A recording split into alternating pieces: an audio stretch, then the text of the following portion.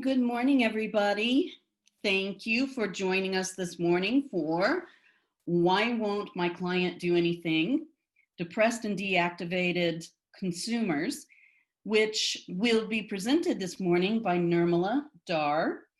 We're able to do this out of the joint efforts of the Oregon Health Authority, the Central Oregon Health Council, and the Older Adult Behavioral Health Initiative. We are grateful to Nirmala that she was able to fit us into her schedule. So my learning objectives for today are to better understand depression in older adults, because this initiative, our focus is on older adults, and how it contributes to clients being behaviorally deactivated. How does depression actually deactivate clients? Second, I would like to identify interventions that can help decrease depression and increase activation or activity level. Then I would like to really explore identifying activities to help clients or consumers connect to their values, which can be a catalyst for action.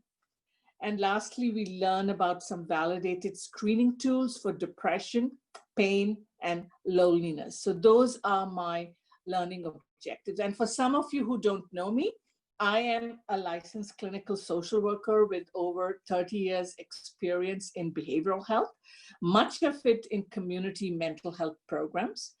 And I've over these years partnered very closely with aging and people with disabilities, and I'm currently the project director for the initiative. But at heart, I am and always will be a clinician. So a lot of the stuff I'm going to share today are interventions that I have used over the course of my career.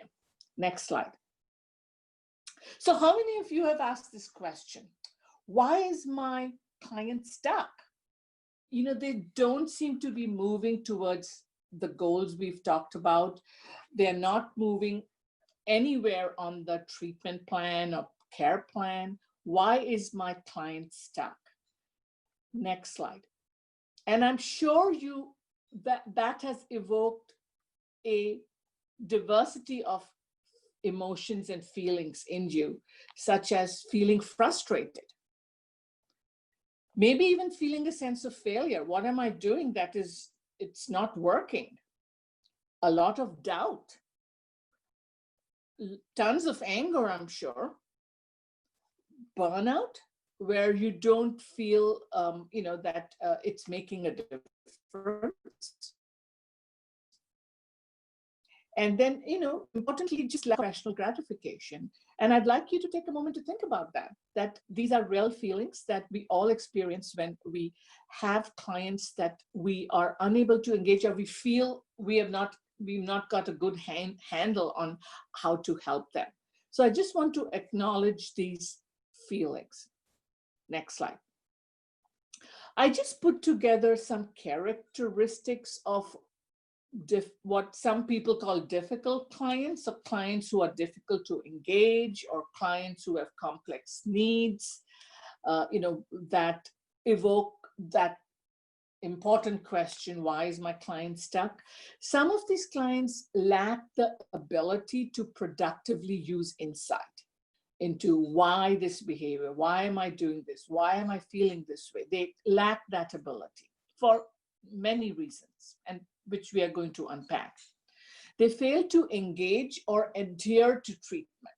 You will be creating all of these fancy treatment plans, care plans, person-centered plans, collaborative plans, goals of care, and they are failing to engage. Why?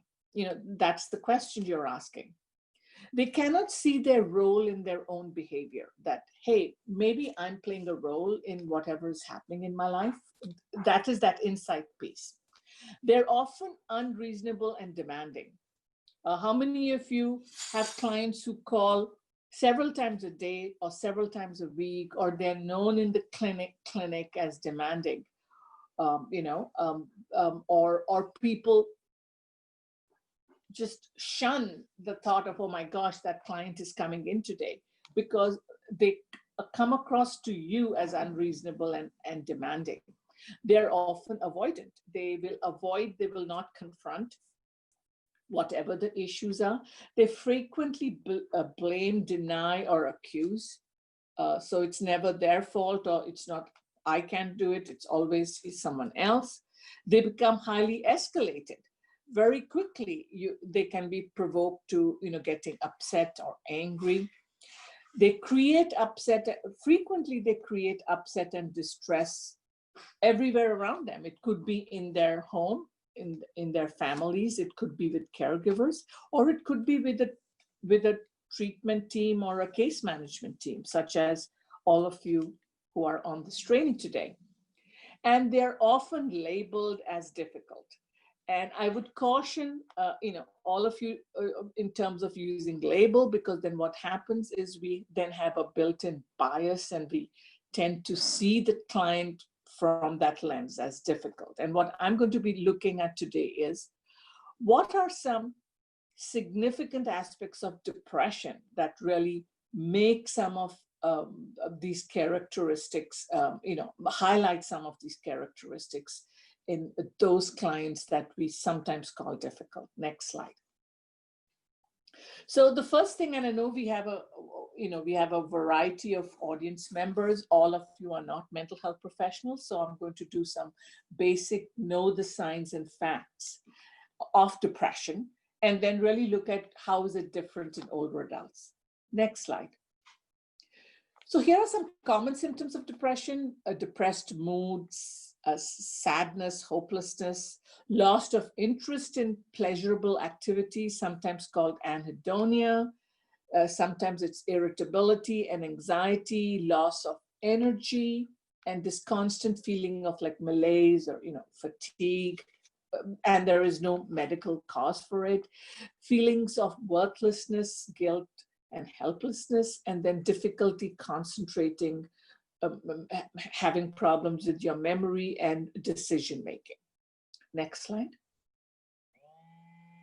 Common signs often are change in appetite. With older adult, it's frequently taking in less food, but it's very important to always rule out any kind of medical cause for loss of appetite, and also what their oral and dental baseline is. Because if they're having oral and dental issues, it's often difficult to eat and chew and take in food. Change in sleep patterns, sleeping too much or too little, or waking up in the middle of the night. Again, important to rule out whether this is medication induced. Is it induced by the environment? It's noisy, there's too much light, especially if you're living in a senior community or a nursing home or some kind of a residential setting. Is the environment causing it? Or it could be undertreated or undiagnosed pain. Thoughts about death and suicide, and we'll talk a little bit about that, and then aches and pains.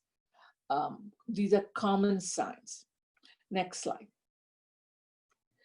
For older adults also, in addition, it's always good to assess, whether there's diminished attention to self or personal hygiene, especially if you know the client well and you see a marked deterioration in their activities of daily living. For example, significant change in their appearance. They may be unaware of it, or they don't care. And also diminished attention to their home environment, to their home environment. So especially many of you who make home visits or see consumers in their home. Right now, I know we are not, but even if you're making a home visit via Zoom or some other platform, you can get a picture of the home. So sometimes this leads to diminished attention to the home environment. Remember, I said the person feels fatigued, low energy, low level of motivation. So it's hard to keep up your home. But again, I cannot emphasize over and over again, for older adults, we always want to rule out any medical cause that may be causing any of what we are seeing. Next slide. So DSM-5 is the manual that all mental health professionals use to actually make an official diagnosis of any mental health issues. And currently we are using what we call DSM-5, which is the 5th edition. That means it was an updated edition which came out in, I think it was 2013. And this is how DSM-5 describes, or what is the criteria for what we call major depressive disorder.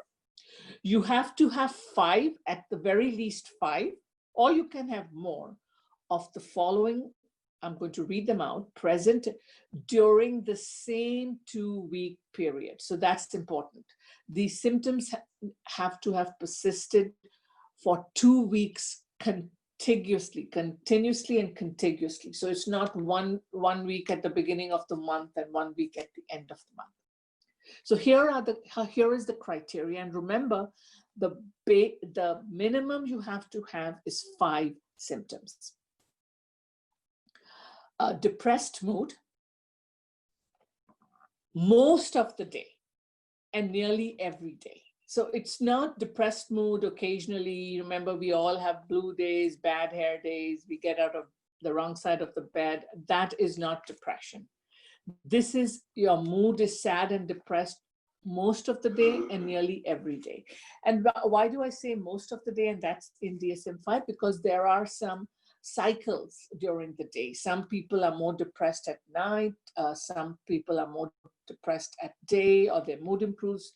We call that a diurnal swing. So, it can change or fluctuate a little bit during the day. But the bottom line, you have to experience every day nearly for 2 weeks.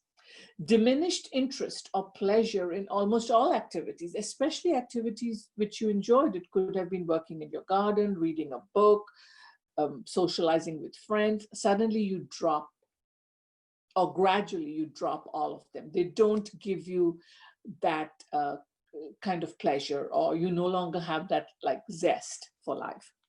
Significant weight loss or gain. And just my experience with older adults, it has been more often weight loss. Insomnia, which is sleep disturbance, or sleeping less, or hypersomnia, sleeping more.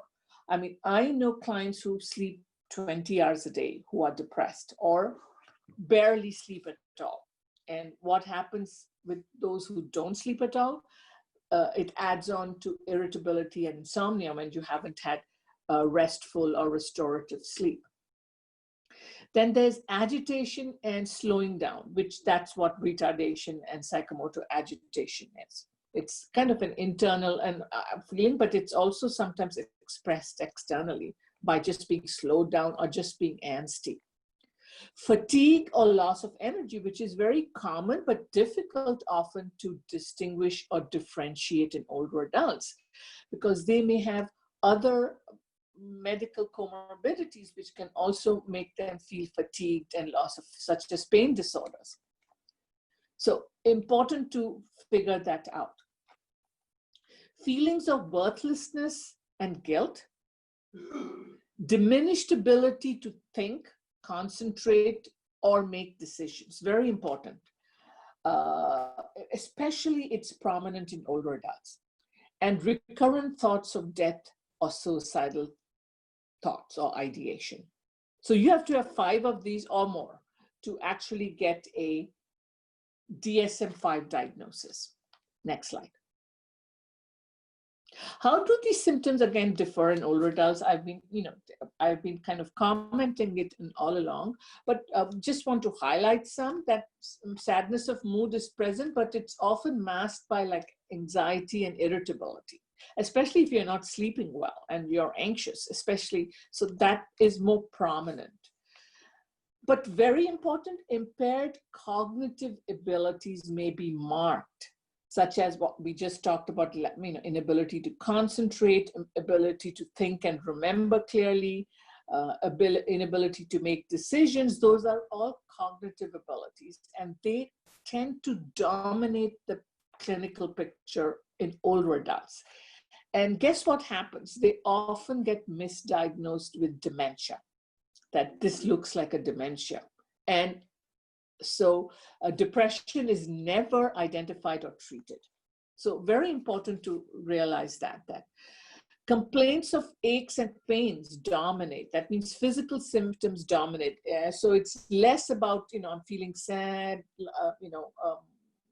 and crying. It's more aches and pains. Those are the people who call the clinic, and it's one pain disorder after another. A very good thing would be, hey, we maybe want to look at a depression as a differential here. And very important for all of you who work in aging field, depression can trigger a cascade of cognitive and functional decline if it is undetected and untreated or undertreated. That essentially means that the depression makes everything else worse in your life, your cognitive abilities, your thinking abilities, and actually your functional abilities to walk, to take care of yourself, to engage and socialize. So everything gets affected and declines if we don't recognize and treat depression. Next slide. So depression affects executive functioning in older adults. What does that mean? Executive functioning is one big domain of cognition in older adults, and it consists of your ability to plan. For example, all of you planned to be here today.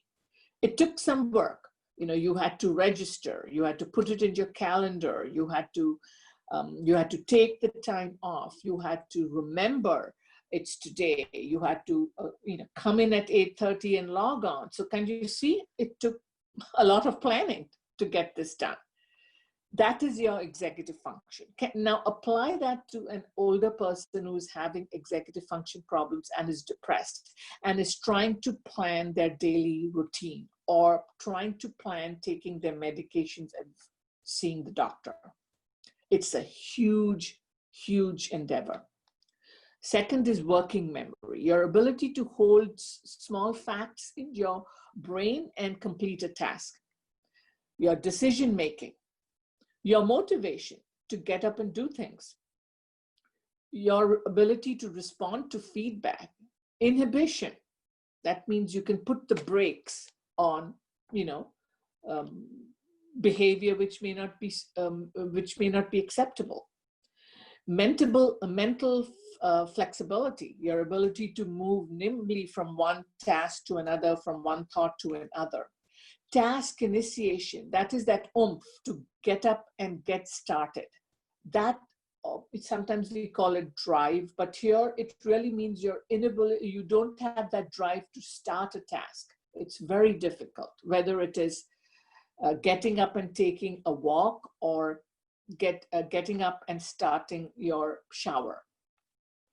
Organization, which kind of goes with planning, and self-regulation, your ability to regulate your emotions, and what it takes to lead a successful day. All of these get affected when your client is very depressed, and this leads to what I call behavioral deactivation. They're unable to actually use their executive function optimally. And what happens? It impacts their instrumental activities of daily living and their ADLs and everything else in their lives. Next slide. So did you know, I mentioned it, but depression results, if you just have depression, it results in poor health outcomes across the board.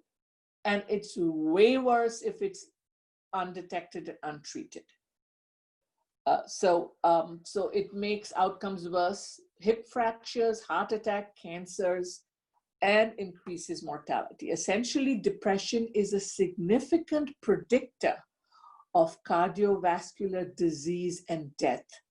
In fact, if you've had a myocardial infarct or a heart attack, the single most robust predictor of death after after a MI, guess what? Is depression, especially if it is untreated.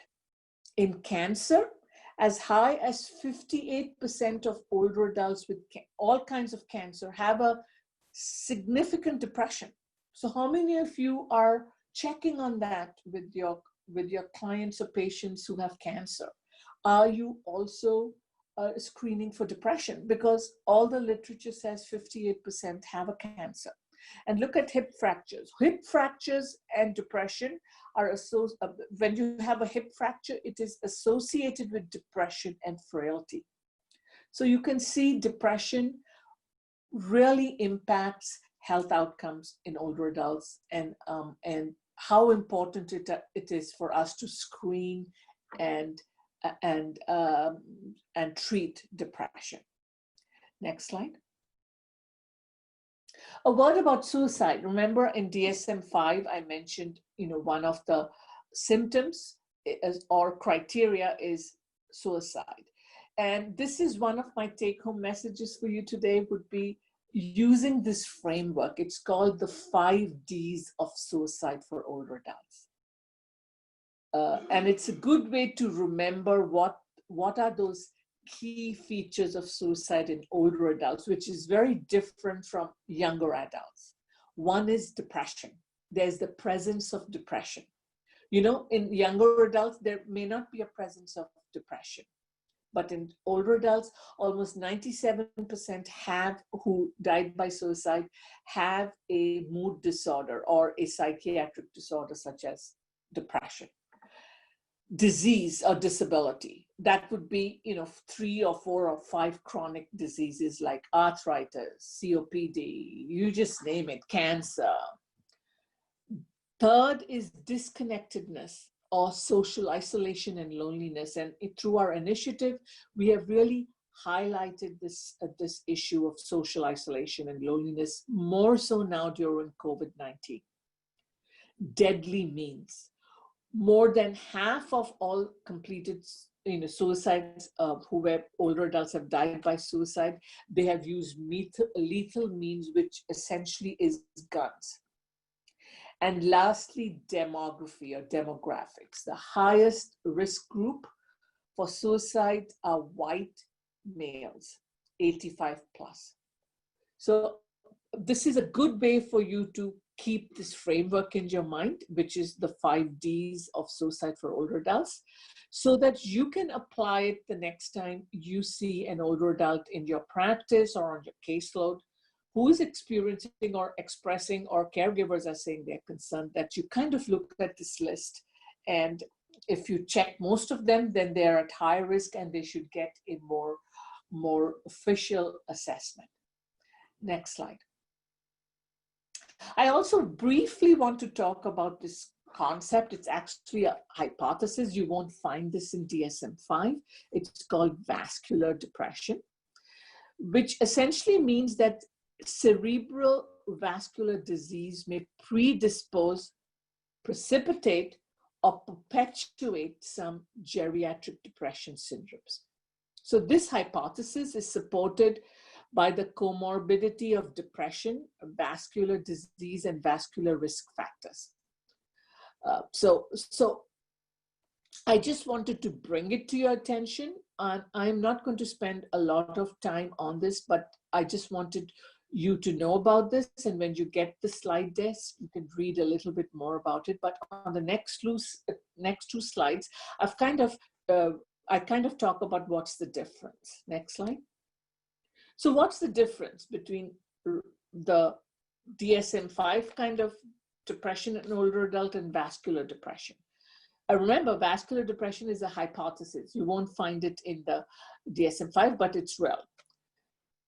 So vascular depression generally is a first-time depression which occurs at age 65 or later, while the other depression, the DSM-5 depression, can occur at 50, 60, or even younger age. In vascular, there's an absence of family history. In the other depression, there's frequently a family history. Very important in vascular depression, what gets markedly impacted is executive function, what I talked about. Well, in the other depression, it's more sadness of mood and increased suicidal thoughts. And very important in vascular depression, there's high cardiac illness burden. That means you have all kinds of maybe cardiac issues or risk factors, hypertension, a cardiovascular disease, high cholesterol, myocardial, so very high cardiac burden. While that's not the case in the other depression. And in vascular depression, you have a higher risk for cognitive decline and progression to dementia. Why? Because we all know that good heart health actually equates to good brain health. So if you don't have good heart health, it is affecting your brain. While while the other depression that is similar, that kind of cognitive decline is not such a huge risk factor. So I will let you take a look at this further when you get the slide deck. But I wanted to put that out to you. Next slide. I also wanted to very briefly touch base on cross-cultural perspectives of depression. And here we are really looking at cross-cultural, but there are also cultural differences between rural and urban, and sometimes we call these explanatory models. Like, how do older adults explain, to themselves or to their cohort what a particular illness? It could be dementia. Here I'm looking at depression.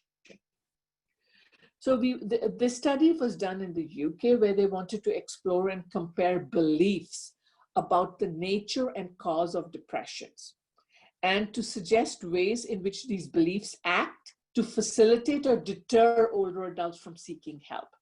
And so what they did was they explored the word depression and beliefs regarding what causes depression.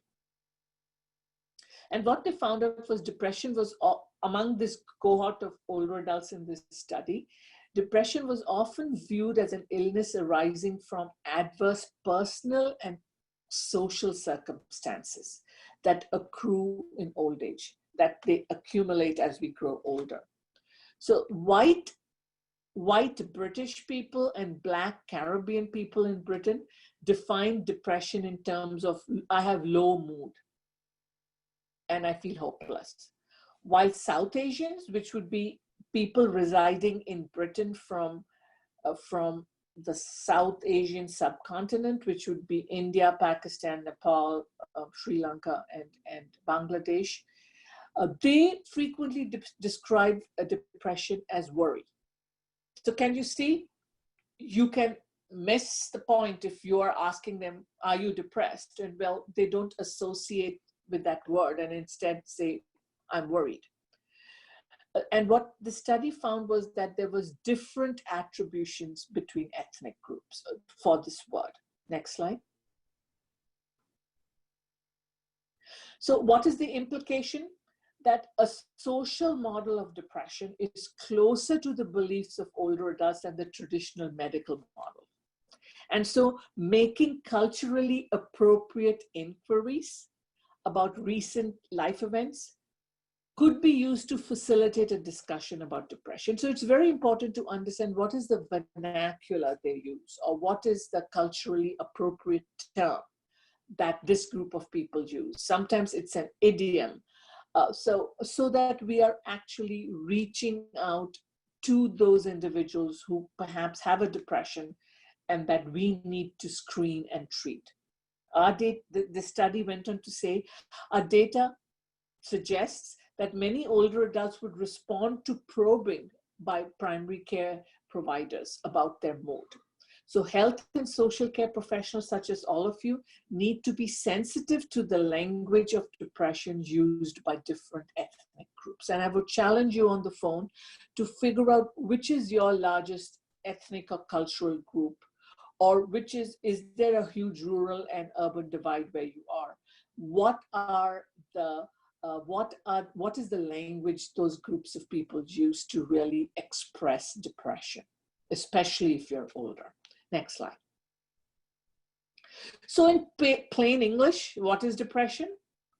It means social withdrawal, overwhelming guilt, sense of worthlessness, dismal hopelessness that everything is dark and black and there's no end to that darkness, doleful ruminations over and over again, you're churning those kind of feelings, loss of appetite and sleep, and injurious behavior to end life. So can you see the psychological pain that this person is experiencing? And we are then expecting them to get up and engage.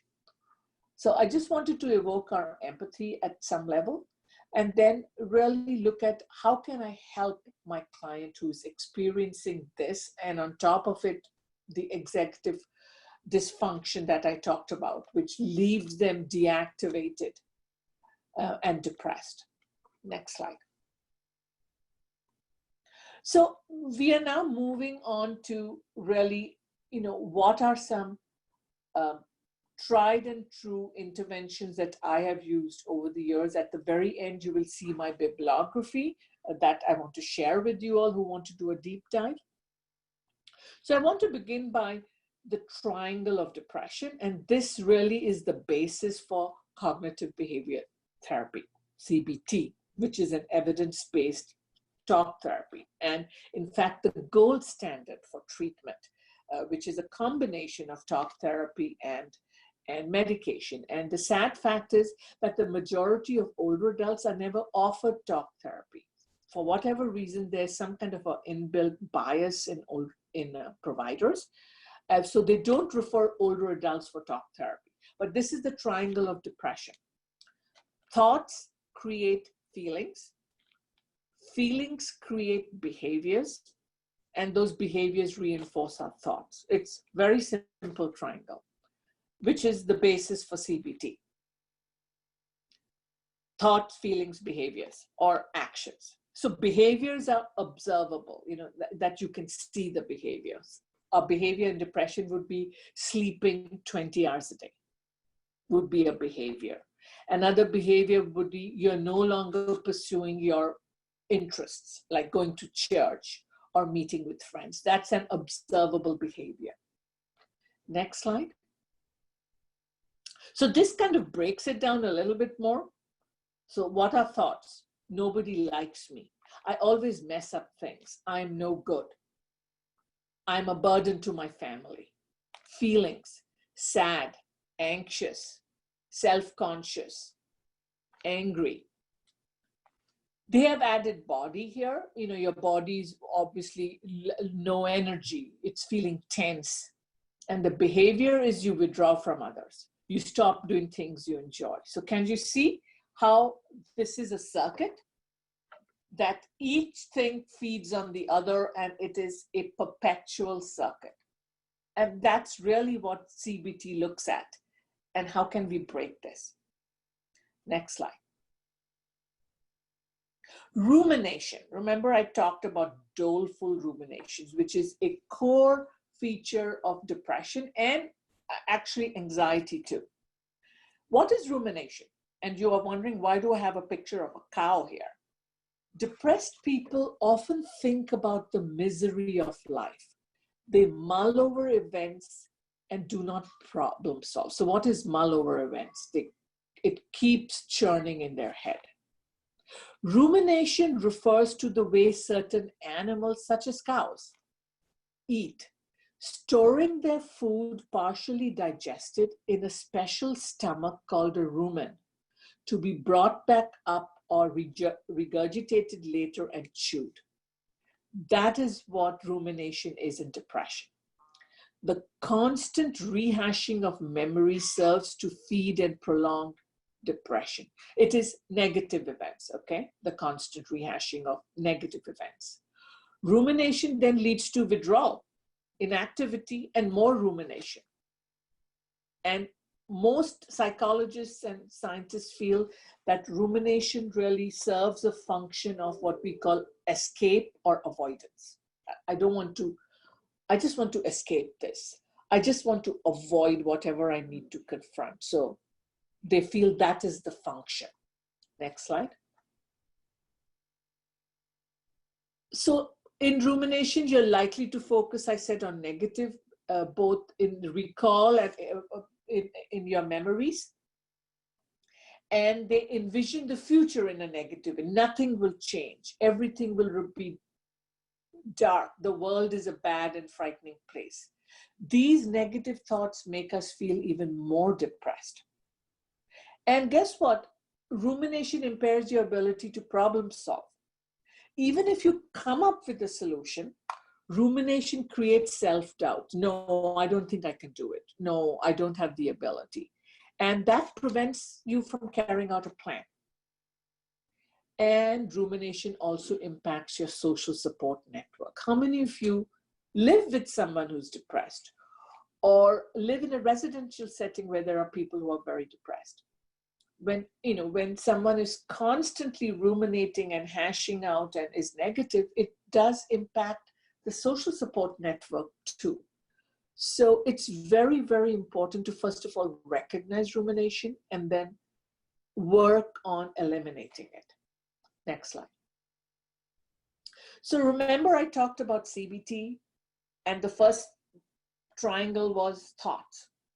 So in CBT, and this is the skill I'm teaching all of you, is helping your client who is deactivated and kind of paralyzed with this rumination to really identify what are some thought errors or thinking errors that they are using, or they have a propensity or a bias to use. The technical term is cognitive distortions, but thinking errors is just fine. And I've given the list, and a good thing would be to print these out and work with your client on identifying them. And you don't have to be a therapist to do this. One is all or nothing thinking, or black and white. And this is really perfectionism. You either succeed or you fail. There is nothing in between, and you never give yourself any credit for effort. I tried. So it's absolutely rigid, black or white. It's very difficult for you to live in that gray zone. Next is the mental filter. Takes a tiny negative detail and unfairly paints the entire situation with doom and gloom. And that is repeated over and over again. That is just the style or the error, that the person by default will hone in on the negative and kind of miss 90% of the good stuff in the situation. And that is a mental filter. Third is overgeneralization. You see one isolated incident as proof of a widespread, never-ending problem. For example, you may have made a mistake about one thing, and guess what someone who's depressed says? I always make these stupid mistakes, as opposed to isolating and saying, I made a mistake here. So you overgeneralize it to your entire life. Disqualifying the positive. The person transforms neutral and even positive events and experiences into negative events. Or they're just being nice to me to make me feel good. No, they don't really mean that. You disqualify the positive. And that is, this is a pattern. I'm not saying it's a one-off time. So these thinking errors are patterns which are ingrained. Next slide. Jumping to conclusion. You kind of read everyone's minds when you're depressed. You jump to conclusion about what others are thinking about you, what others feel about you without any evidence. Sometimes it's also called fortune telling or reading your mind. You make negative predictions of the future. Yes, I know this will happen because it always happens to me. And you confuse feelings with facts.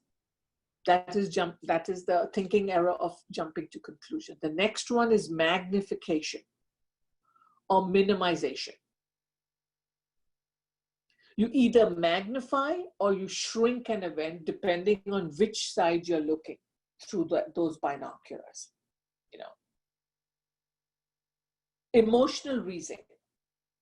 Our thoughts influence our feelings. I showed you that triangle, and our feelings influence our thoughts. I feel overwhelmed and hopeless. Therefore, my problems must be impossible.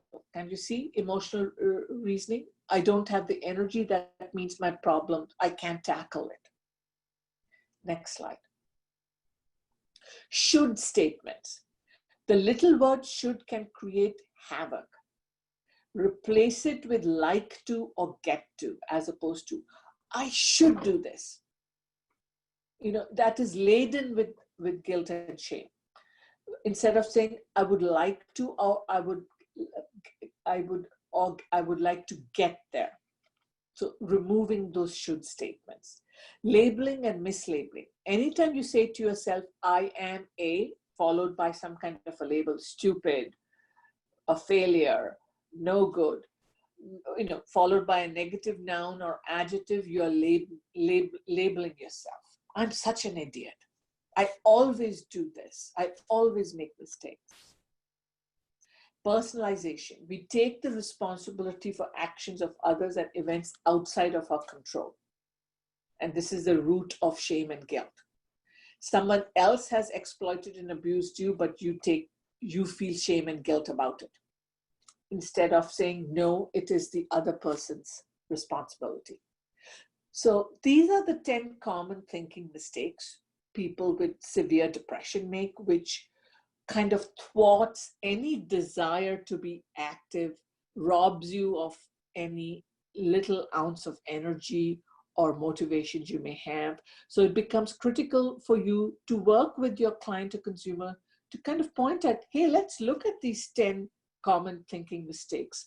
Which ones do you think, you kind of gravitate towards? Or, I have observed you use this.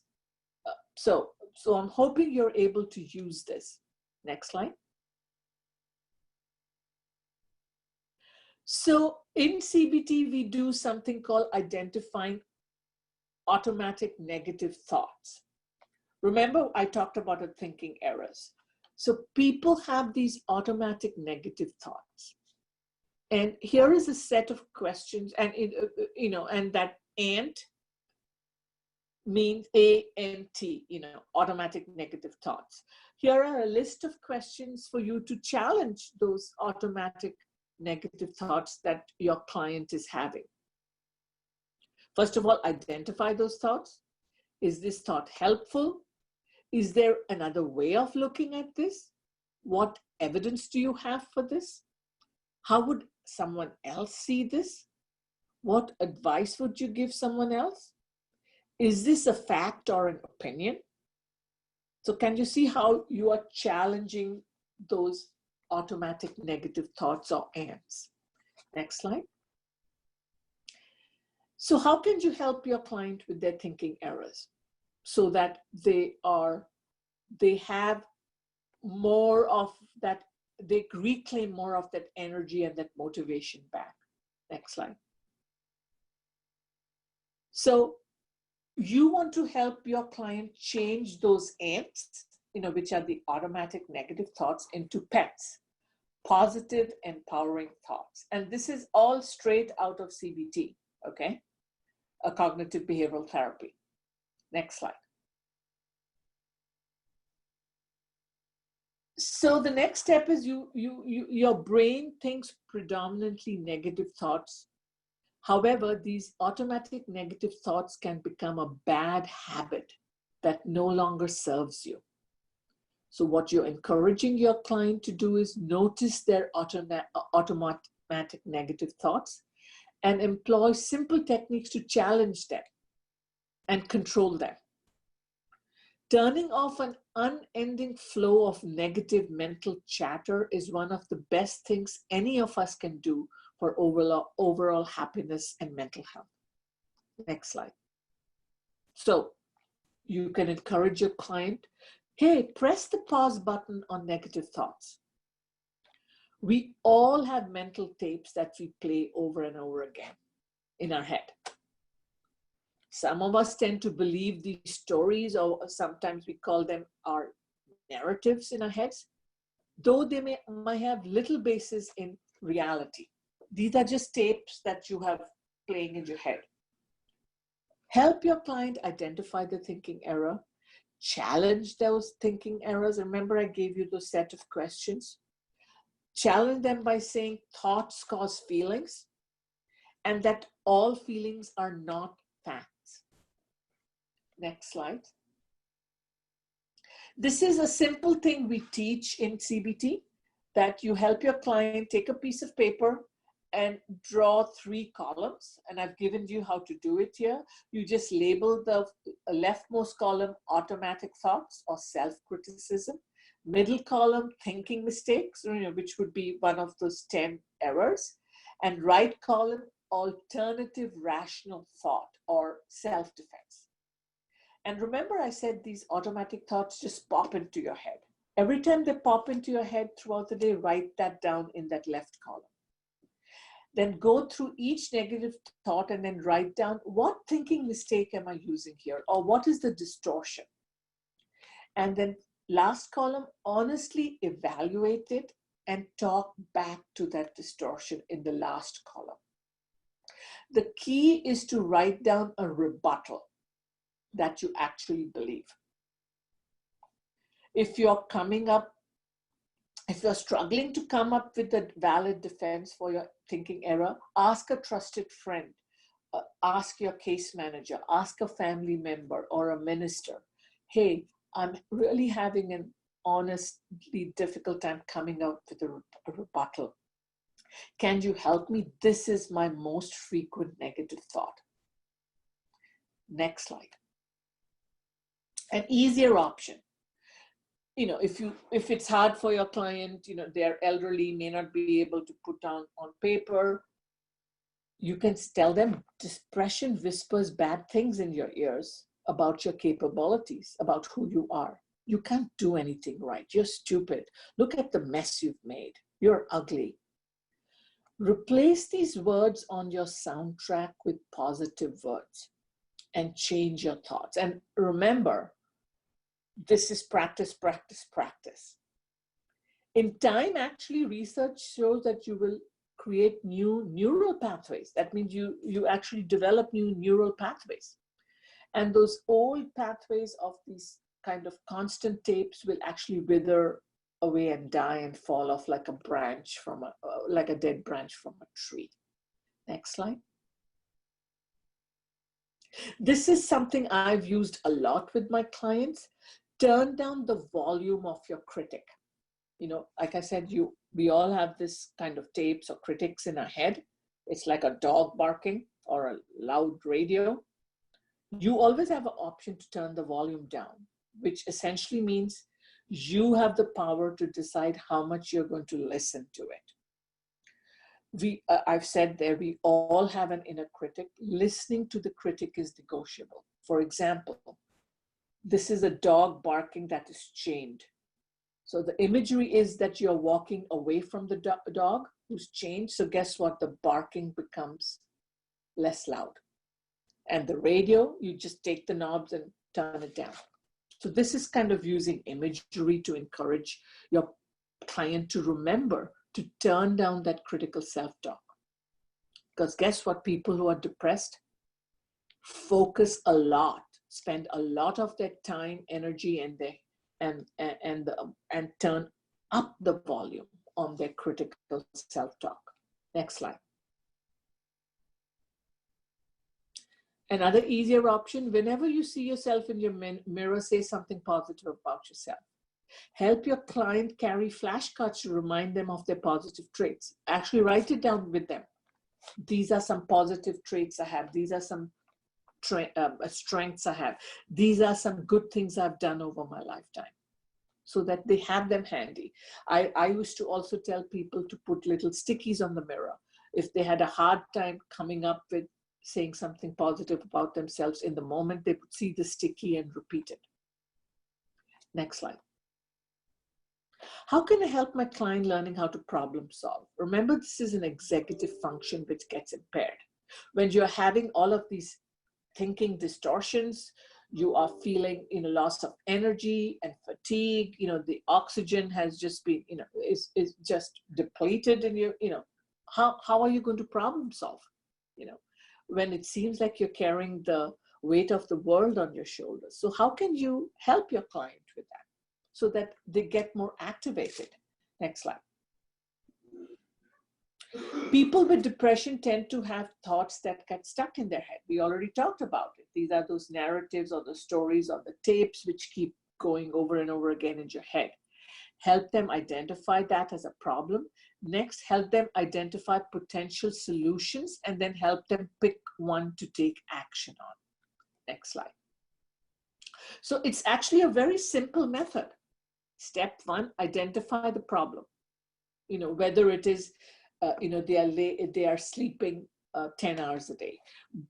So you're identifying that problem and then break it down into smaller steps.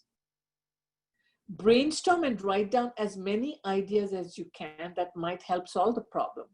Maybe they need to set an alarm so that they get up at 7 o'clock. Maybe they need to go to bed at 11 o'clock so they feel restful. It could be that they have a trusted friend call them and motivate them to get up every morning by a phone or a text message. So you're brainstorming. And everything should be written down, however silly it may seem. Don't dismiss any possible solutions. And you're writing this down on a piece of paper. Consider the pros and cons of each solution using a separate piece of paper. Then choose one of the solutions that looks likely to work based on the advantages and disadvantages, the pros and the cons. Next slide.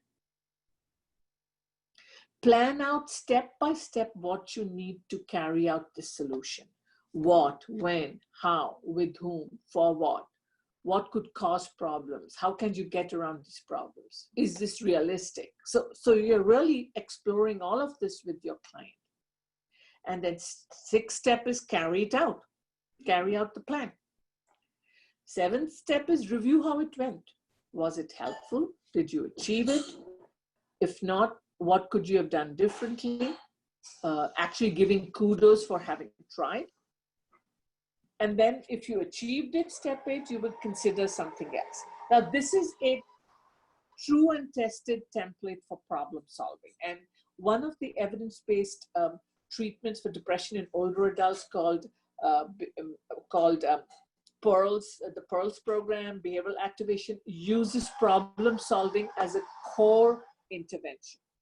So I would suggest you create, or you can even download it all over the internet, a problem solving sheet.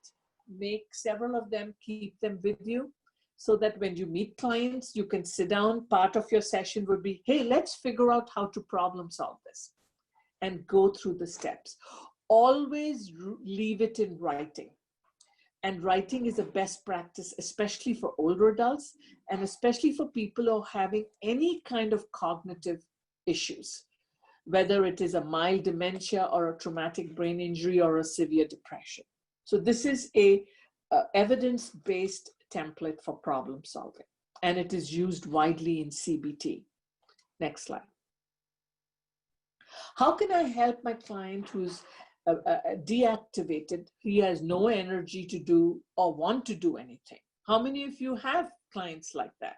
How many of you feel frustrated or doubt your abilities? What am I doing wrong?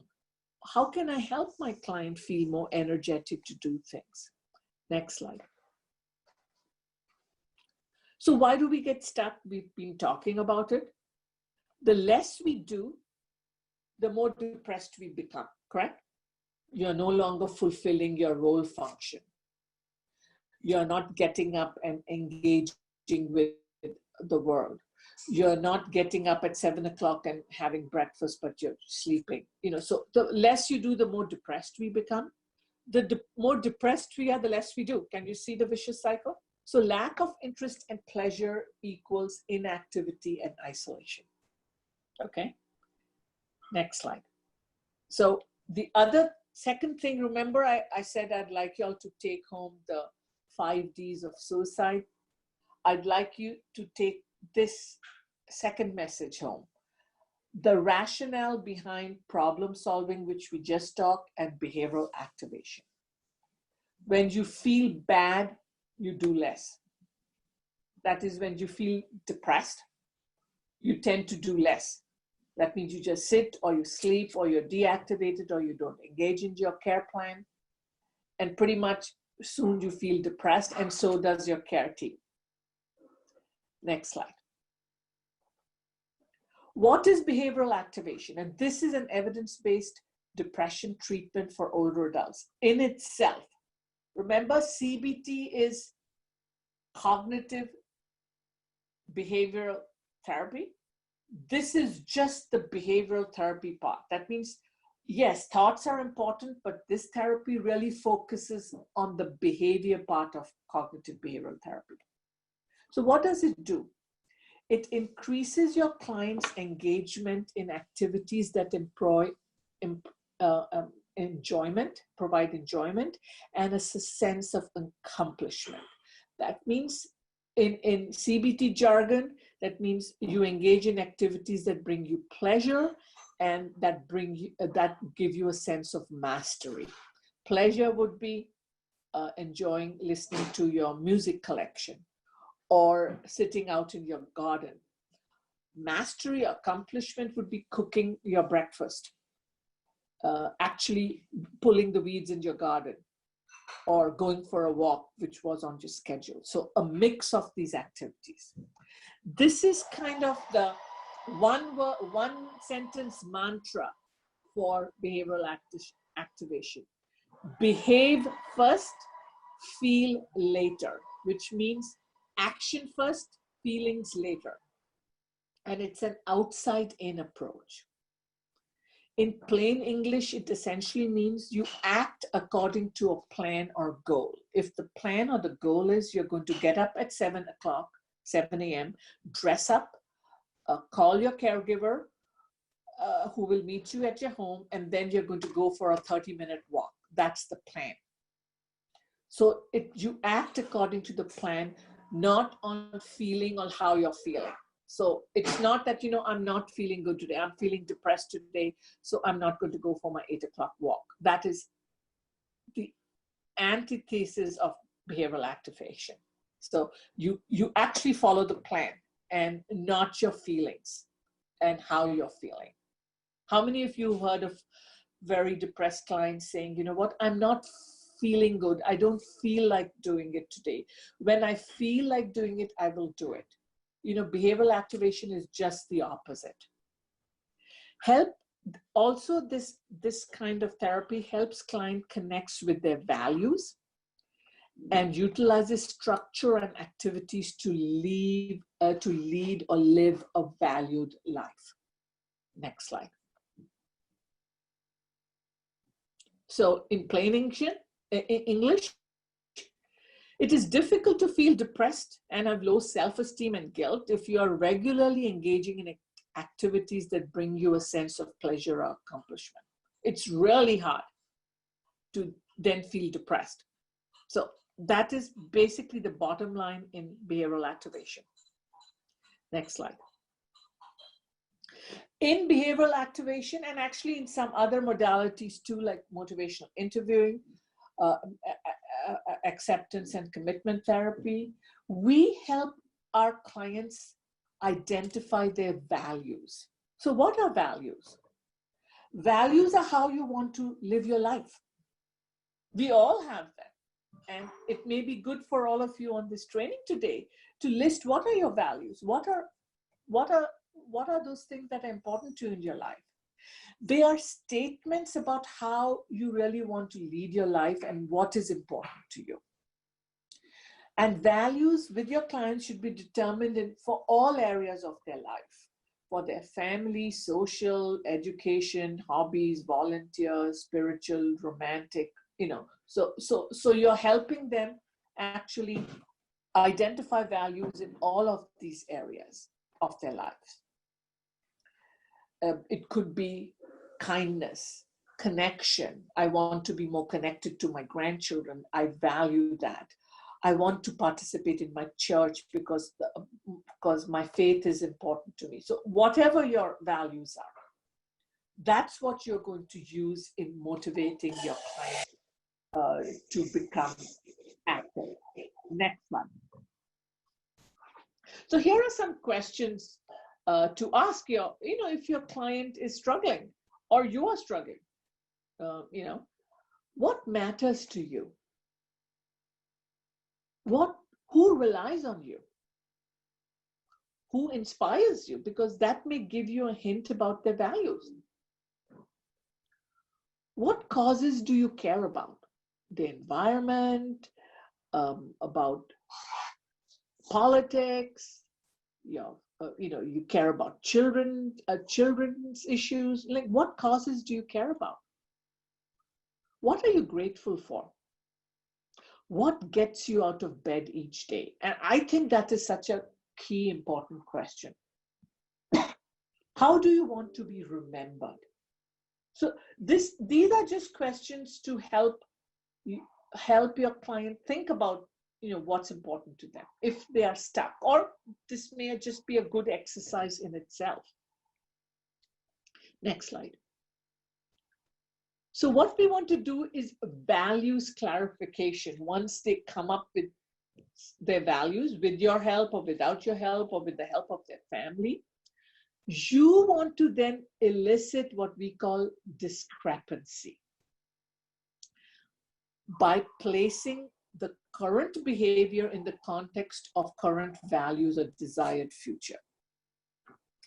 Tell me about the times you were not living out your values as fully as you would like. How does your current behavior fit within your values? How can this value help you achieve the aim you want to set for yourself? How does your current behavior support your future goals?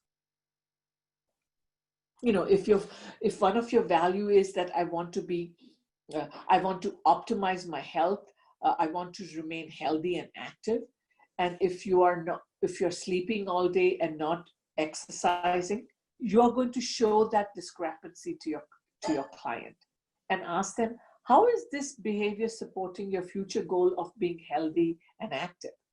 So this is a very simple intervention, but very powerful, and anyone can do it. It, again, doesn't have to be some kind of a QMHP or a therapist. Next slide. Time for action. Remember I told you behavioral activation is increasing activity from the outside. What you do is you tell your client or your consumer, you follow a written plan, which what we call an activity schedule. You monitor progress. The client can monitor the progress, the caregiver can follow or monitor or a support person, or the case manager or therapist can monitor the progress. Highlight consequences of increased activity. How did you feel? I felt happy that I achieved this, so that's mastery. Or I felt sheer joy listening to the music. So you're highlighting what are the consequences of these activities. And express your intention to another person. That means your client is letting you know and their caregiver know, or their spouse or their family member know, I'm going to do this. Public support can help get the job done. Okay? Next slide. This is a simple template you can create to recruit social support. Name of person who can help you do enjoyable or important activities. It could be your spouse. It could be a caregiver who comes in every day. It could be a church member. It could be your adult daughter. What is an activity you would like this person to help you with? Not being vague, but being really precise. I'd like my daughter to telephone me every day at 7:30 to check if I'm ready for my 8 a.m. walk. What are the ways this person can actually help you with this activity? So 1, 2, 3. This is a simple template which is used widely in behavioral activation, and I would encourage you to just create print this on a piece of paper and use it. This helps your client get activated when they are recruiting that social support. Next slide. So you're trying to promote socialization. Remember, mastery and pleasure. So this would be kind of a pleasurable activity. Help your client make a standing appointment with a friend or a family member to go out. This way you're held accountable to someone else. That means you're meeting someone else. If there are no friends to contact, which could be true, just encourage them to go to a bookstore. This is obviously pre-COVID or post-COVID. And people watch, which is preferable to sitting home alone. Next slide.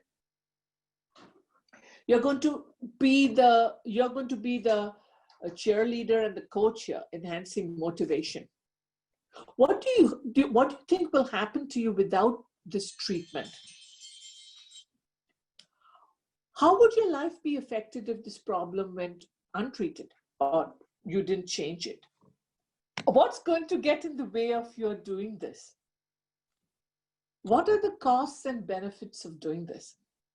How are you going to remind yourself to do this? So these are all kind of questions that you can ask to enhance their motivation. Next slide. Building self-efficacy. So self-efficacy is kind of like enhancing your confidence that you can do it. That's what self-efficacy means. Tell me about a time when you made changes in your life. How did you do it then? And what are you trying to do is you're trying to connect the dots. If you did it then, you're entirely capable of doing it now. What personal strengths do you have that would help you succeed? Imagine you decided to change what would enable you to do that? What encourages and inspires you? Remember, we talked about causes or people that inspire you or your values. Who would offer you support in making this change? Next slide. So behavioral activation is simple, three-pronged approach. Increase healthy behaviors, decrease depressed behaviors, positive experiences result in improved mood and thoughts. Can you see? Simple. Increase healthy behaviors, pleasurable and mastery experiences. Decrease depressed behaviors. That would decrease it when you're engaging in that, which in turn then improves your mood or your depression and your thoughts and gives you that energy to activate yourself. Next slide. So this outside-in approach that I've been talking about, typically I've already said we think of acting from the inside out.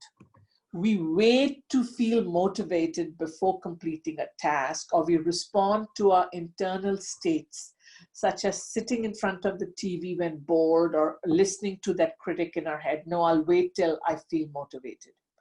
In behavioral activation, we ask people to act according to a plan rather than a feeling or an emotion. How many of you know DBT? You know, they talk about the wise mind, which is a combination of your emotion, your feeling and your intellect, the wise mind. This is what it's actually asking you to activate here. Don't just talk, do. So it's about, don't just talk, I'm going to do it, I'll do it sometimes, I'll do it when I feel better. It is actually saying, get up and do it. Next slide. So here are some simple interventions for all of you to help your client. Get a large print calendar. Help your client fill out the activities for each day on the calendar. That is, you're creating that activity schedule I talked about. Write it in print, large letters, so older adults can read it. Place the calendar prominently where the client will have access to it and can see it as a reminder. Sometimes, smartphones can be also used. You can set an alarm on the smartphone to remind them. Then, or you can instruct the caregiver to help remind the client to look at this calendar. Next slide. So to recap behavioral activation, is key to how people feel is what they do. That sense of pleasure and accomplishment. Short-term coping can keep people stuck, which is that avoidance, that rumination I talked about. Activities should follow a plan and not a mood. And you can be telling this to your client. It is easier to start small. Choose activities that at first that are naturally reinforcing, that they give you a great deal of pleasure, and so you're likely to feel good and continue. Case manager or peer specialist or the nurse acts as a coach. All results are useful. Remember black and white thinking? That if you didn't do it, it's a failure. Here we are saying all results are useful. There are values in attempt. So if you attempted to get up, but you only walk for 10 minutes, there's still value in the attempt. Again, don't just talk, do, and then troubleshoot in advance. Rehearse, rehearse, rehearse. Next slide. What happens when your client refuses all help, every attempt you're making? You're using all of these techniques. Next slide. One thing I talk about is the stages of change. I don't know how many of you on the phone are familiar with this work. It was done, by these two researchers, Clementi and Prochaska. It is widely used in mental health, more so in substance use disorder, but it applies across the board, where they look at why is it that people have difficulty wanting to make a change. It's not because they're lazy. It's not because they're non-compliant. It's not because they don't care. They just want to bug us. Guess why? Because they're ambivalent. Other word is that they're fearful of change. And a good thing to look at is this schema. Where on this change cycle is your client that you're trying to help get out of depression? Are they at the pre-contemplative state where they're not thinking about change at all? They've rejected change. Second stage is contemplation. They're beginning to think about change and they're willing to seek support. Third is they've advanced to the planning stage where they're actually actively planning with you, writing a schedule, etc. Fourth is action, where they're actually taking those actions to make the changes. And the fifth is maintenance. So this is just a good way to conceptualize, when you say my client is difficult, maybe they're just fearful of change or they're ambivalent. Next slide. So how will you enhance motivation for these clients? You will elicit attitudes, beliefs, and knowledge from the person, asking them rather than telling them, having people state in their own words what the goals are, their own goals. This way, they own the goals as opposed to you telling them, what is needed. Next slide. So these are some questions that you can ask them that will at least start them thinking about change. What do you think would be the good thing about changing your problem or situation? What would your life be 3 years from now if you changed your situation or your problem? Why do you think others are concerned about your situation or problem? So these are just questions where you're trying to kind of evoke this kind of change thinking in your client's mind. Next slide. Questions to ask if your client is having difficulty changing. Everything you've tried, it's not working. How can I help you get past some of the difficulty you are experiencing? If you decide to change, what would you have to do to make this happen? So these are like open-ended questions. You're waiting to hear what the person will say. Next slide.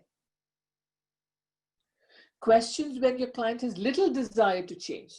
Supposing you don't change at all, what might be the worst that can happen to you?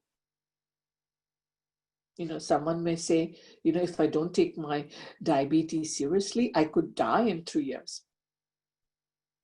Or what is the best thing you could imagine that could result from changing? And wait to listen to what your client or consumer has to say. Next slide. So the next few slides, I'm just going to talk about a whole bunch of tools that I have used. Again, I've used all of what I've said, but I'm going to give you some more. Next slide. Here are some screening tools which are good tools to have, and I know Angela and Kelsey are going to, we will be sending out these tools. PHQ-9, which is the Patient Health Questionnaire, which is for screening for depression. It is widely used in Oregon. The Geriatric Depression Scale is primarily for older adults. Next slide. A pain scale, which is used widely in people with dementia. And then the mini suffering state exam for people who are, who may have a chronic or a terminal illnesses. And we will be sending you these tools. And why do I have them here? Remember, I said frequently depression is undetected and undertreated. And this would be one way for any of you to actually confirm, yes, my client is depressed, so that you can make appropriate community connections for them using these tools. Next slide. So readiness ruler, we've been talking all about motivation and depression and is your client ready?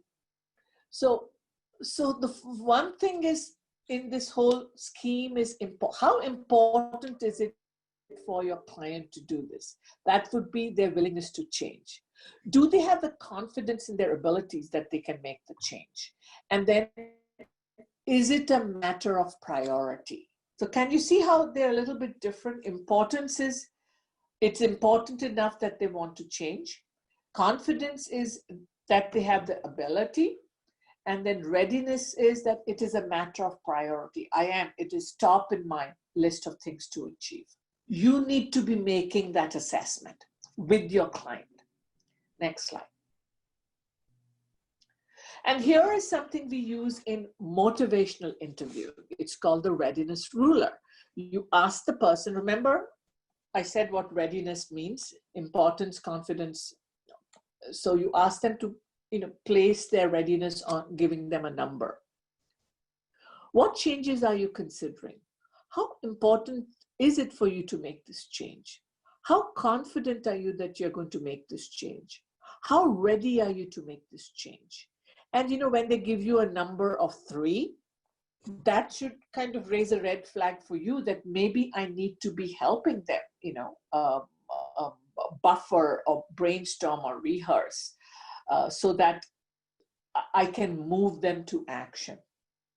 Next slide. So you're building confidence. Review past successes. You did it in the past. You had the abilities then. Define it in small steps. Problem solve the barriers. People with depression by default throw up barriers all the time. So figure out and address those barriers. Provide strategies and resources and teach skills, which we've been talking about all along. Next slide. The other one was, remember, we talked about importance and confidence. Confidence is in your abilities. Importance is that you're giving it priority. On a scale of 0 to 10, how important it is for you right now to change? And then on a scale of 1 to 10, how confident are you? And in the importance, if they said 5, that's great. Why didn't you say 3? Or what's it going to take to get you to 7? You see, that's how you use this. And, this is a class in itself. And, you can discuss it with Angela later if y'all would really like a class just in motivational interviewing. Next slide. Action plans. This is another intervention from motivational interviewing, which I have used a lot.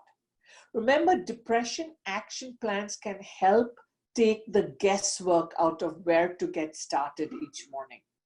It also empowers you to see how much you can do, which is important because people with depression tend to compare their levels of activity to the past. So essentially, an action plan is that plan I talked about, the activity scheduling plan. It takes the guesswork out. It tells you exactly when, how, where, what you have to do.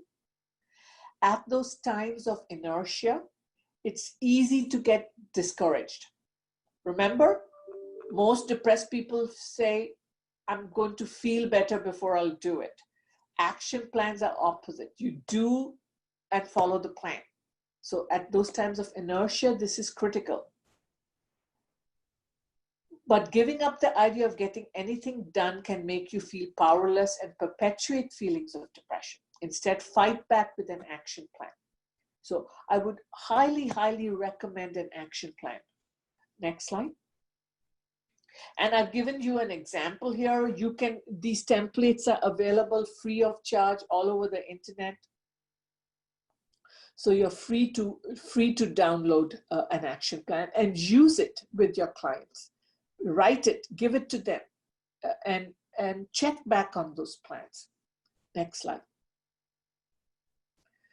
Remember ambivalence? I talked about ambivalence as fear. Using this method, this is a little bit more complex. You can also do a simple pros and cons. And the hope is that you tip the balance in favor of the pros. What is the current situation costing you? What challenges will you face to make the change? How are you benefiting from the current situation? What can you gain by making the change? So you're really doing pros and cons, okay? And so you can just do a simple 2-column pros, cons, and then look at it with your client. Next slide. Headstone. You ask people how they want to be remembered, which was one of the questions in that values clarification. Died. Your mark on this world, your mission with others. You're asking people to write their own obituary or what they want on their headstone. And I have actually used this in many of my groups. And it is, I would say, a pretty profound exercise. Next slide. So this technique comes right out of dialectic behavior therapy, using opposite action for overwhelming emotions. Are you ever overwhelmed by your emotions? Do you feel helpless when it comes to acting on them, which happens for people who are depressed and deactivated? Consider doing the opposite of your usual response to your emotions. In DBT, the opposite action skill is a deliberate attempt to act opposite of your emotional urge. If your emotions are doing more harm than good, try acting opposite. So basically, you have to find the opposite action to your common emotional urges. Next slide. And here, opposite action in action, operationalize. When I feel sad, I tend to isolate myself, dwell on sad thoughts, lay in bed for hours, doing nothing. However, to make myself feel better using opposite action, I will seek support from a friend. So I will pick up the phone and call a friend. I will distract myself with funny videos, and I will get active and go outside for a walk. Can you see? You're doing the opposite action. Many years ago, one of my colleagues, when I was in community mental health, was very depressed. She was on my team. She was a mental health professional and was on medical leave. And she was a good friend of mine. And I was over the months trying to, help her, motivate her. And one day I sent her this. I told her about opposite action. And actually, many years later, she's told me that that was the one thing that got her out of her depression. That encouraged and challenged her to use this one skill, opposite action. So it's very powerful and it is well tested. If any of you do DBT, but you don't have to do full DBT, you can encourage your client by just using this one intervention. Next slide. This is, I've used this a lot. It is called the miracle question and it comes out of solution-focused therapy. So you're actually asking this to your client who seems kind of stuck to you. Remember I said at the very first or third slide, why is my client stuck? Suppose tonight while you slept, a miracle occurred. When you awake tomorrow, what would be some of the things you would notice that would tell you life had suddenly gotten better? You're actually asking this to your client who's stuck. Hopefully you're either recording their response after asking them permission or you're writing it down. The miracle question is a goal-setting question that is useful when a client simply doesn't know what a preferred future looks like. Remember, I said by default, people with depression also have a negative view of the future. That was that fortune telling I was telling you about. Next slide. The miracle question catapults the client from a problem-saturated context into a visionary context where he or she has a moment of freedom from this prison of negativity to step out of the problem story and into a story where they are more problem-free. But more important, it helps the therapist to know exactly what the client wants from their interaction. So I would encourage you to use this miracle question with your client, even if you're not a therapist. And the way to use it would be with whatever they've come up with that is different, that you would encourage them to do that and to do more of that. Whatever it is that they say they observed when they wake up, that things are different. Next slide. So those were all of my techniques that I wanted to share with you. But I want to take a moment to talk about secondary traumatic stress and burnout, which I alluded to much earlier, that sometimes difficult clients or clients who don't engage can cause burnout and secondary traumatic stress in you yourself. So this study was done in 1999, where they surveyed 196 healthcare professionals. 38% of those reported diagnostic levels of psychological distress. That is almost 40%, including depression, anxiety, impaired functioning at a rate comparable to their patients or clients.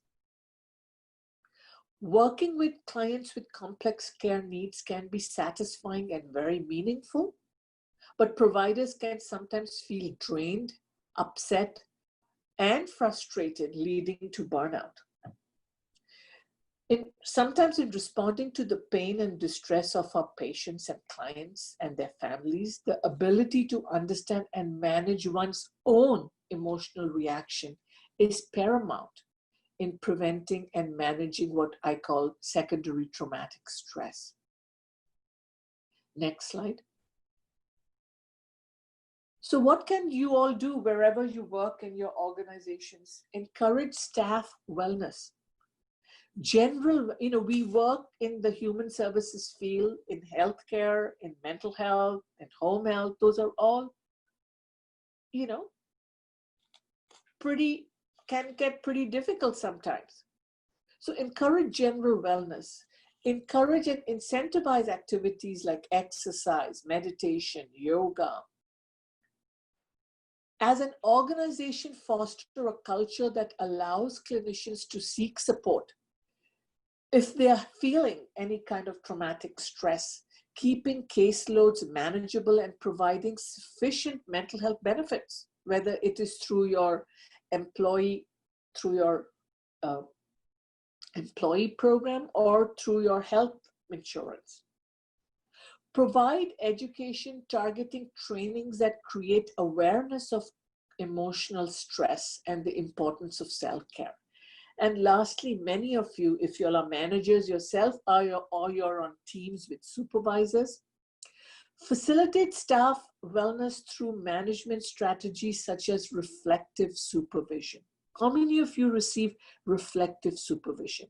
This is a practice in where a clinician or a case manager or a peer specialist meets with the supervisor regularly to address feelings regarding the interaction they've had with their patients or consumers. So what happens in reflective supervision is that it provides a venue for the case manager or therapist and supervisor that builds on the supervisee's use of her own thoughts, feelings, and values within a service encounter with someone.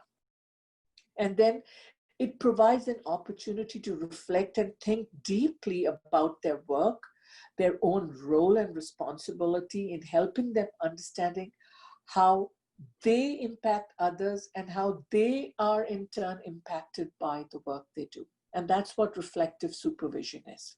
You know, often our supervision is more administrative. How many caseloads, how many home visits, have you completed treatment plans? I would encourage you to include a reflective supervision practice, especially in the kind of work we do. Next slide. Remember that you are a coach in all of this, whether you're a case manager in aging service, you're a mental health professional, you're a nurse, you're a peer specialist. Coaching is an interactive process of exploring issues, leading to effective action in which the coach acts both as a catalyst and a facilitator of individual development and transformation. And here we are hoping that you would be that catalyst and facilitator in really transforming your clients' inactivity and deactivation due to depression, changing that around. Next slide. I have created this bibliography here for you all. This is where all the work that I've talked about comes from. One is the Dialectic Behavior Therapy Skills Training Manual, 2nd edition by Dr. Marsha Linehan. Motivational Interviewing, 2nd edition by William Miller and Stephen Rolnick. I have another book by Stephen Rolnick, which I use a lot. More Than Miracles, which is The Art of Solution-Focused Brief Therapy by Steve Deshar and Yvonne Dolan, and Get Out of Your Mind and Into Your Life, The New Acceptance and Commitment Therapy by Dr. Stephen Hayes, and then Cognitive Behavior Therapy, Basics and Beyond, 2nd edition by Dr. Judith Beck, who is, by the way, the daughter of Aaron Beck. Next slide. And I thank you very much for being with me this morning. I hope I have given you some powerful tools to help you engage your deactivated and depressed clients or consumers, or use it with your own family and friends. I am leaving my email address if any of you want to contact me later to ask me about a resource or a question. I would be very happy to receive an email from you. So thank you again, Angela, Kelsey, Central Oregon Health Council, for inviting me to present as part of the Older Adult Behavioral Health Initiative. And now I'm going to turn it over to Angela and Kelsey to see whether there were any questions that I can answer. Thank you. Well, before we end our program, and thank you, Nirmala, I always learn something new. There's so much here. There's a lot wrapped in there. We wanted to do a quick poll of our participants, and Kelsey's furiously typing that up as I speak. So please don't leave us before we can ask you 2 important questions regarding what you heard. And that was basically how many of you were aware of these screenings and which ones, if any, do you use in your day-to-day work. just trying to get a sense. There we go. It is up on the screen. You should be able to see it. For those that might be on the phone, we're asking if folks were already aware of the geriatric depression scale, the mini suffering state exam, or the pain ad. Now, if you are aware of those, we're wondering if you're already using them, or if this is just, you know, some sort of lovely minutia for interesting cocktail conversation. We would like to get people in the habit more and more of using geriatric specific assessments. And these will serve you better, we believe, than doing a Beck depression scale, just asking in general questions.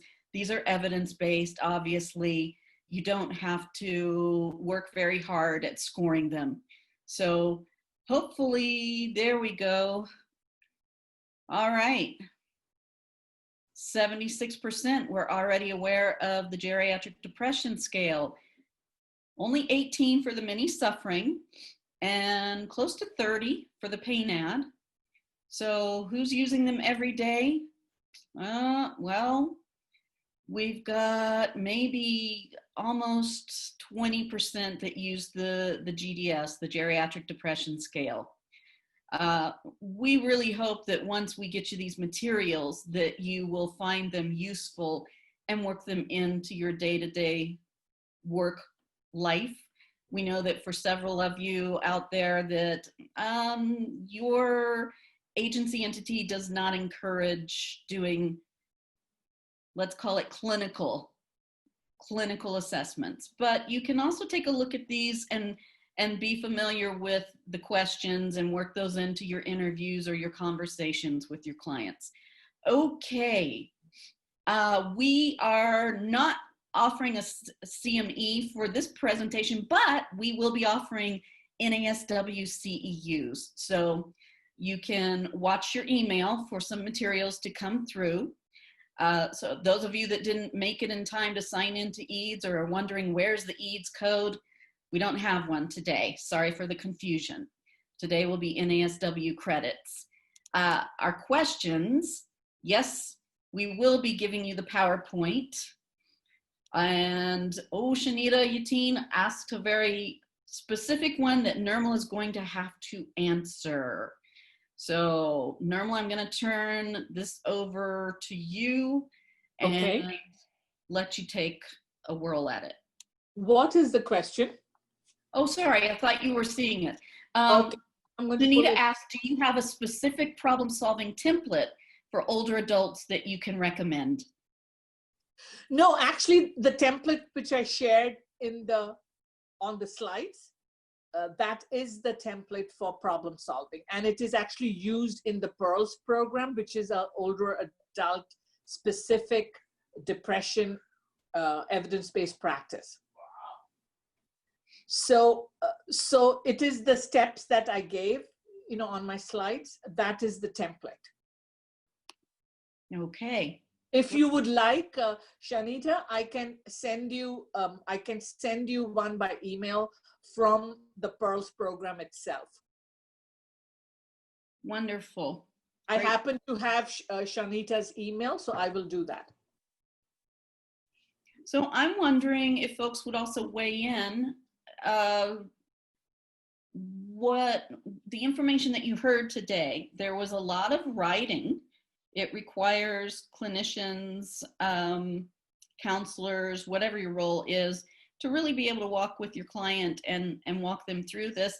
I'd like to know how many of you are excited by the idea that you now have a template of questions to ask and action items and, you know, something much more structured instead of just going with the flow. So wondering if this feels useful to you. I know it does to me. Angela, would you like me to launch another poll asking that question? Oh, that's a good one. I thought maybe Q&A, but. They can absolutely respond in the Q&A and say they're excited. Cindy Mokman is excited. Useful info. Yay, Cindy. Glad we could be helpful. This is Nirmala. What I would highly encourage people to use would be those 10 thinking errors I talked about, which are, you can really make a very quick change in your client's life by actually showing them that this is what's causing, kind of causing part of their depression. So using that 10 thinking errors handout is a fabulous tool and you can carry it with you. It's very easy to print it. And then creating that column, about automatic negative thoughts. Those are all things I have used repeatedly over the years. And I know many of our participants actually do go into homes pre-COVID. Right. So yeah, once we get back to our quote new normal, hopefully when we have more face-to-face contact, that you'll have something literally in your pocket. Now, we've had questions about, are we taping the program? Yes, we are. And Kelsey, I'm going to let you address that question about access to taped presentations. Yeah, historically, we have the capability to upload those to a private area, and we can send out the link so only those who participated today can view it. But yes, the recording can be made available. Okay.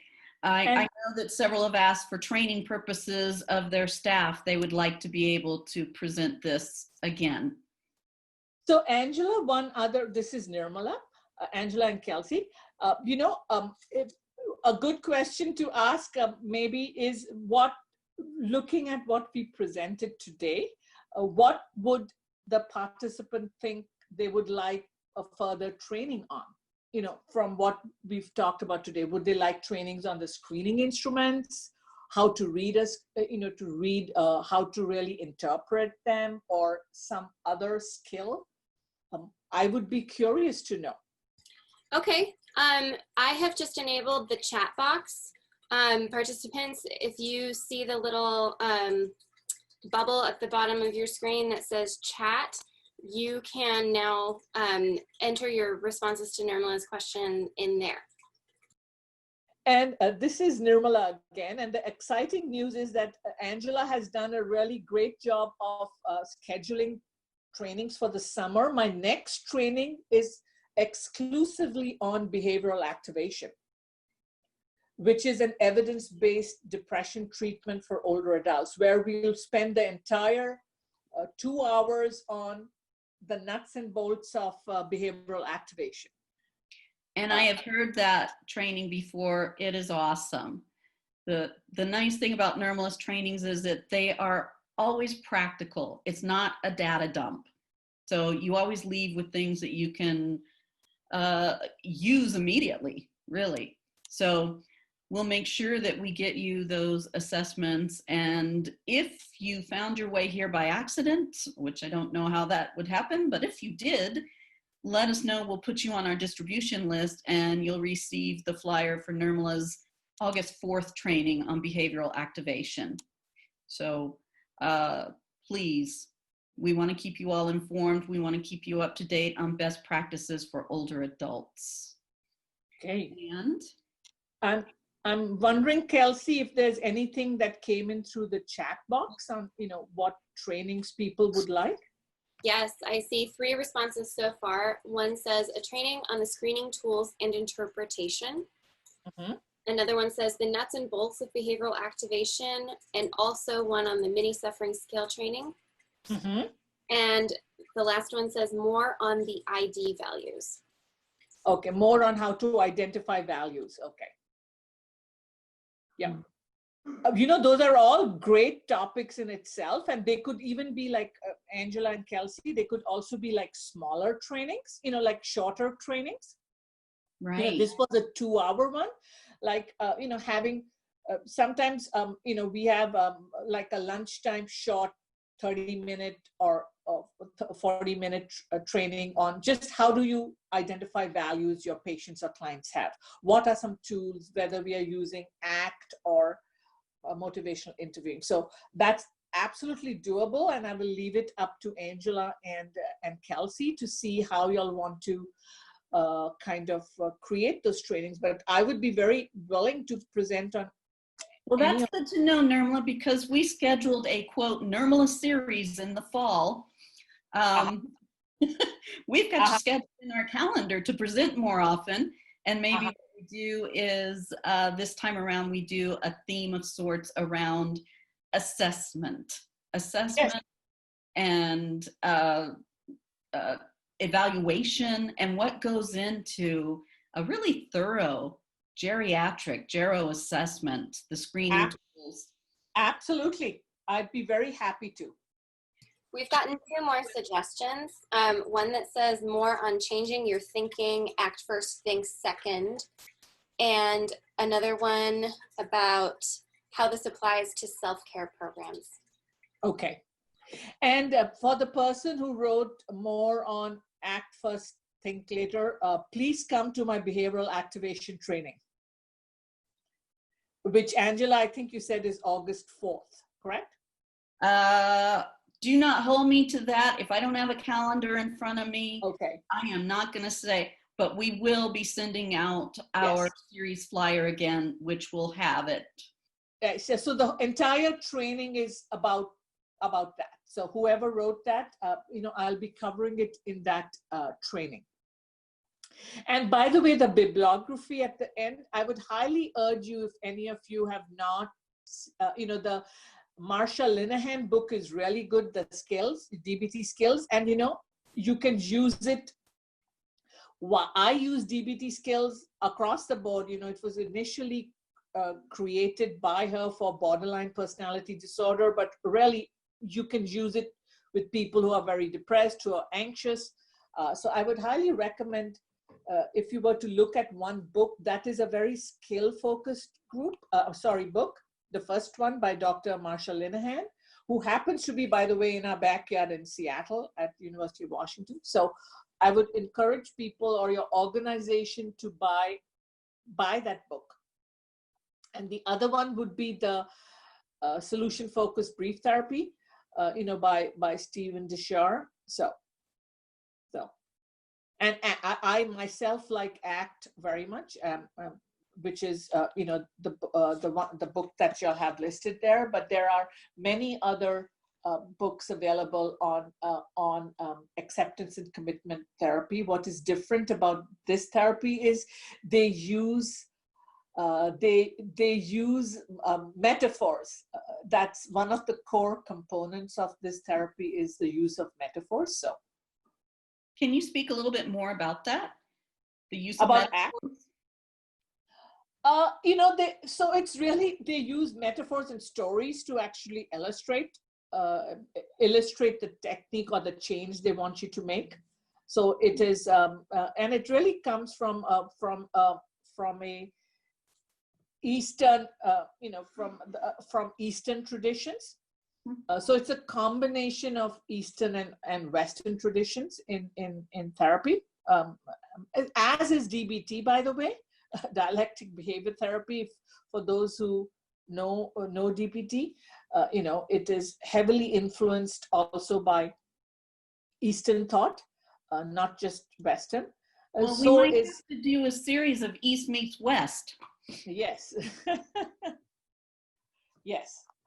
So, but I like ACT, and I like some of the metaphors they use, and I can send some examples if anyone is interested in some of their key metaphors they use, say for anxiety and depression, which are a fabulous way to